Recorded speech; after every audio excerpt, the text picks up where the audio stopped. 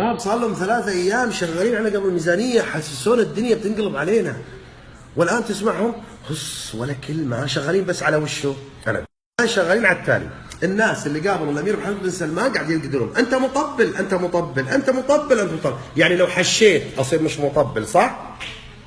الحبايب هذول يبي يوصلون المجتمع السعودي للتالي: إذا أنت تهاجم أي قرار حكومي فأنت رجل حر مستقل، تشيد بأي قرار أنت مطبل. يا سلام، يعني بالعربي يا أصير معاكم ضمن الشلة اللي جالسة في بعض الدول العربية ومعاهم كم واحد محبط ومقفلة معاه، يا أصير أنا رجل مطبل. يا سلام.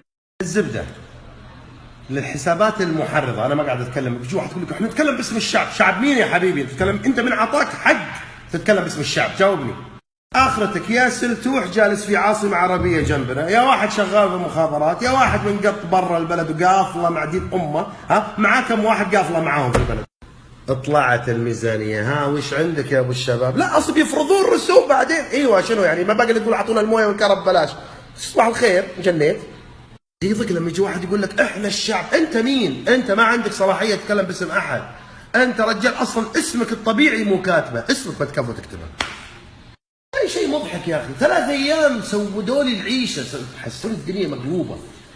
يوم شفنا الميزانيه، وين انتم قاعد تحرضونا؟ وين مودينا انتم؟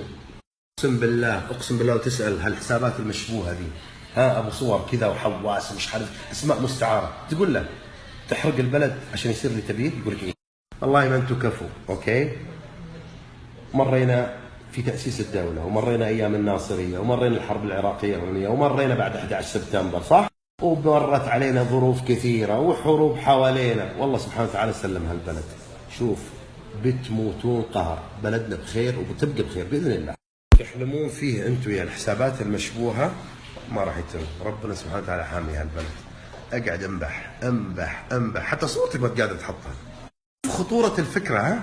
ترسيخ فكرة، يعني أي حين عشان رحنا قابلنا الأمير محمد بن سلمان بنصير مطبلين. يا حبيب قلبي، يعني أهاجم، ها؟ أهاجم عشان أعجبك، صح؟ والله شيء يرفع الضغط.